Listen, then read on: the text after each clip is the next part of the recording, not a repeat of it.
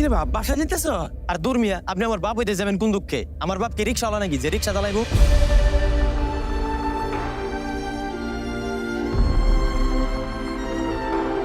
আসলে তার কোনো সন্তান নেই, তাই ছোটবেলা থেকেই আমাকে তার সন্তান হিসেবেই দেখতেন। নিজের সন্তান ছাড়া অন্য কারো সন্তান হিসেবে ভাবতেনও না।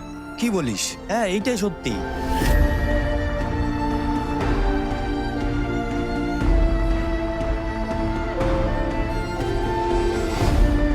আরে বেচারা, তুই কালকে ওই লোকটার সাথে যে ব্যবহার করছস, এই ব্যবহার সত্যি যে কেউ কষ্ট পাবে।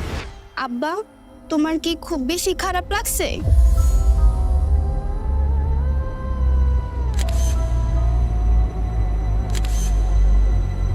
আমার ফ্যামিলিতে আমরা 4 জন, মা বাবা, আমার ছোট একটা বোন আছে আর আমি। আর আমার বাবা একটা বেসরকারি প্রতিষ্ঠানে চাকরি করেন।